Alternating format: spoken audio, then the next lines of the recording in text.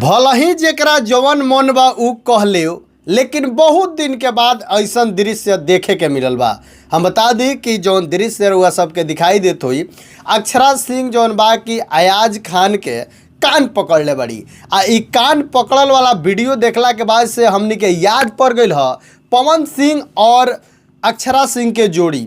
जौना बेरा ई लोग दोनों जना साथ में रहत रहे लोग, जब भी कोनो नोक झोंक वाला गाना आवे तो ऐसा कोनो गाना ना होके जौना गाना में अक्षरा सिंह पवन सिंह के कान ना पकड़स। आ ऊ वाला फील जौन बाकी जनता के बहुत पसंद आवे। ए लोग के जोड़ी भी बेमिसाल रहे।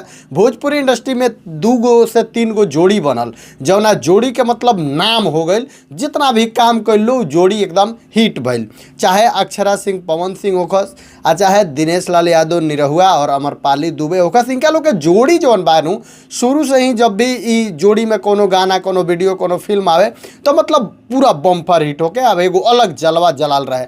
कबो कबो का होला नु जे इंडस्ट्री में केहू केहू के साथे ऐसन मतलब अपन बन जाला तालमेल कि भैया उ जब काम करी लो ना, जैसे कि मर्द मेहरारू के चाहे नोक झोंक के कोनो भी वीडियो करी लो, चाहे कोनो गाना करी लो, तो मतलब तेरा एकदम ओरिजिनल वाला फील आई। जो ओहो माने एकदम ओरिजिनल ना होला, जो एकदम टू कॉपी उ टू कॉपी जौन बाकी अक्षरा सिंह करत रही। हम नो डाउट कि अक्षरा सिंह बेहतर एक्ट्रेस ना है, अक्षरा सिंह बहुत ही बेहतर एक्ट्रेस है। अक्षरा सिंह के जौन बाकी अपने आप पे, अपने काम पे, और अक्षरा सिंह जौन बाकी एगो पवन सिंह वाला एटीट्यूड, मतलब ये दोनों जना के अंदर एगो जो एटीट्यूड बनू ई इनका लोग के और जौन बाकी काम में 4 चांद लगावेला।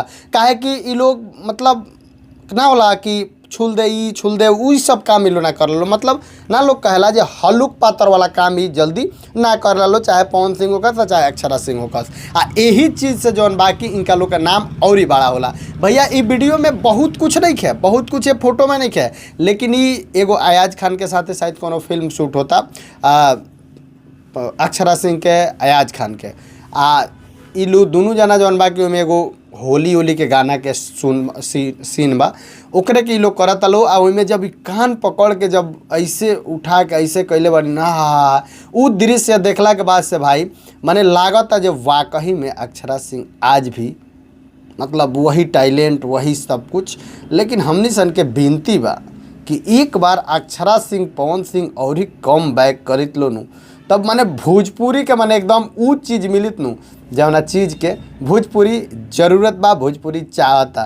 तो भैया जे भी प्रोड्यूसर बा, चाहे जे भी डायरेक्टर बा, उ लोग एक बार मीटिंग कर लो। आ एक बार और ये जोड़ी के जौन बाकी देखा नोक झोंक हल्ला गोली थोड़ा बर विवाद सब लोग में होला, लेकिन कहीं ना कहीं फिर से लोग एक साथ काम करला।